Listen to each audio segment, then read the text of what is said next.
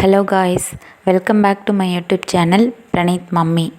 இன்றைக்கி இந்த வீடியோவில் சென்சரி இன்டிகிரேஷன் தெரப்பியில் ரொம்ப முக்கியமான ஸ்விங் தெரப்பியை பற்றி தான் பார்க்க போகிறோங்க. ஆட்டிசம் குழந்தைங்களுக்கு ஆக்குபேஷனல் தெரப்பி ரொம்ப முக்கியம். அதில் ஆக்குபேஷனல் தெரப்பியில் சென்சரி இன்டிகிரேஷன் தெரப்பிங்கிறது தான் இருக்கிறதுலேயே ரொம்ப முக்கியமானது. ஏன்னா இந்த ஆட்டிசம் குழந்தைங்களுக்கு மெயினாக சென்சஸில் தான் ப்ராப்ளம் இருக்கும்.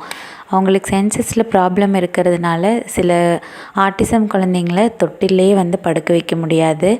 இந்த மாதிரி ஸ்விங்கில் எல்லாம் ஈஸியாக உட்காந்து ஆட வைக்க முடியாது. ஒரு சில குழந்தைங்க பார்த்திங்கன்னா எந்நேரமும் தொட்டிலே ஆடிட்டுருப்பாங்க. இல்லைன்னா எந்நேரமும் தூரியில் உட்கார வச்சிங்கன்னா ரொம்ப நேரம் தூரிலேயே ஆடிட்டுருப்பாங்க. அந்த மாதிரி ஆட்டிசம் குழந்தைங்களும் இருக்கிறாங்க.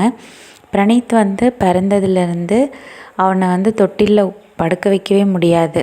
அவனுக்கு வேறு சில இஷ்யூஸும் இருந்துச்சு. அதனால தான் தொட்டிலில் படுக்க வைக்க முடியல அப்படின்னு நாங்கள் நினச்சிட்டு இருந்தோம். அந்த இஷ்யூஸ் போக சென்சரி இஷ்யூஸும் அவனுக்கு இருந்திருக்குது. அதனால தான் அவனை தொட்டிலேயே படுக்க வைக்க முடியாமல் இருந்திருக்கு. நாங்கள் ஃபஸ்ட்டாக தெரப்பி போய் ஸ்டார்ட் பண்ண உடனே அவங்க என்ன சொன்னாங்கன்னா, குழந்தைய தொட்டிலில் படுக்க வைங்க, வீட்டில் தொட்டில் கட்டி தொட்டிலில் நல்லா ஆட வைங்க அப்படின்னு சொன்னாங்க. கரெக்டாக 1 month ஆச்சுங்க அவனை தொட்டிலில் பழக்கப்படுத்துறதுக்கு. உள்ளே வச்சாலே ரொம்ப அழுகுவான், அப்புறம் எடுத்துக்குவோம். உள்ளே வச்சாலே ரொம்ப அழுகுவான், கத்துவான். அப்புறம் 3 years வேறு ஆயிடுச்சு அப்படிங்கிறனால அவனே எழுந்திரிச்சு உட்காந்துக்குவான். ஃபஸ்ட்டாக நீங்கள் ஆட்டிசம் குழந்தைய தொட்டிலில் வச்சு அப்படியே நடுங்குவாங்க. தொட்டிலில் நீங்கள் ஆட்டி விட்டிங்கன்னா, ஆட்டி விட்டுட்டு கையில் எடுத்து பார்த்திங்கன்னா அப்படியே குழந்தைங்க அப்படியே நடுங்குவாங்க. நடுங்கிறது உங்களுக்கு தெரியும், ஃபீல் ஆகும். இந்த மாதிரி ஸ்விங்லலாம் உட்கார வைக்கவே முடியாது. ரொம்ப பயப்படுவாங்க, உட்கார மாட்டாங்க, ஆட மாட்டாங்க. ஒரு 2-3 ஆட்டம் ஆடின உடனே கை காலெல்லாம் அப்படியே பயங்கரமாக நடுங்கும். கீழே இறக்கி விட்டிங்கன்னா அப்படியே நடுங்குவாங்க. ஸோ இந்த மாதிரி இஷ்யூஸ்லாம் ஆட்டிசம் குழந்தைங்களுக்கு காமனாக இருக்கும். இந்த மாதிரி இஷ்யூஸ் உங்கள் குழந்தைக்கு இருக்குது அப்படின்னா நீங்கள் கண்டிப்பாக உங்கள் குழந்தைய தொட்டிலில் போடணும், தூரியில் போடணும். இப்போல்லாம் நான் டெய்லியும் ஒரு 1/2 hour வீட்டில் தொட்டில் கட்டி வச்சுருக்கேன், அதில் போட்டுடுறேன். இப்போ தொட்டிலில் ஆடி பிரணீத்துக்கு ரொம்ப போர் அடிச்சிச்சு. அதனால் சண்டே வேணால் நம்ம பார்க் கூட்டிகிட்டு போகிறோமா, அந்த பார்க்கில் இந்த ஸ்விங்ஸ் இருக்குது, இதில் போட்டு நல்லா ஒரு 1/2 hour 3/4 மணி நேரம் அவனை ஆட வச்சிடுறது. ஸோ பிரணீத்தும் இதை நல்லா என்ஜாய் பண்ணுறான். இது ஒரு நல்ல வெஸ்டிபுலார் இன்புட் அப்படின்னு சொல்லுவாங்க.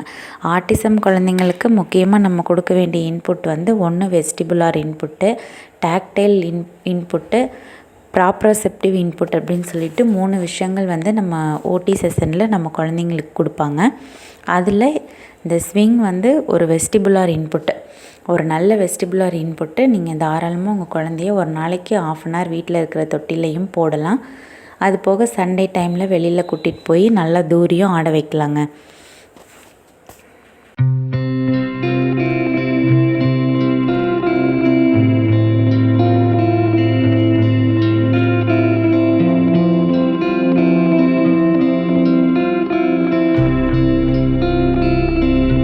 ஆட்டிசம் குழந்தைங்கள தூரியில் போட்டு ரொம்ப வேகமாக ஆட்டக்கூடாது, ரொம்ப ஸ்லோவாக தான் ஆட்டணும். அப்போ தான் அவங்களோட சென்சஸை காம் பண்ணுறதுக்கு யூஸ்ஃபுல்லாக இருக்கும். ரொம்ப வேகமாக ஆட்டினீங்கன்னா ஹைப்பர் ஆக்டிவ் ஆகிடுவாங்க. ஸ்லோவாக ஆட்டினீங்கன்னா என்ஜாய் பண்ணுவாங்க, அவங்களோட சென்சஸை காமிங் பண்ணுறதுக்கும் யூஸ்ஃபுல்லாக இருக்கும். இந்த வீடியோ உங்களுக்கு யூஸ்ஃபுல்லாக இருந்திருக்கும் அப்படின்னு நினைக்கிறேன். இதே மாதிரி நிறைய ஆட்டிசம் சம்மந்தமான வீடியோஸ் பார்க்க சேனல் மறக்காமல் சப்ஸ்கிரைப் பண்ணிக்கோங்க, பெல் பட்டனையும் கிளிக் பண்ணிக்கோங்க. அப்போ தான் நான் போடுற வீடியோஸ் உங்களுக்கு உடனுக்குடனே நோட்டிஃபிகேஷனில் காமிக்கும். தேங்க்யூ.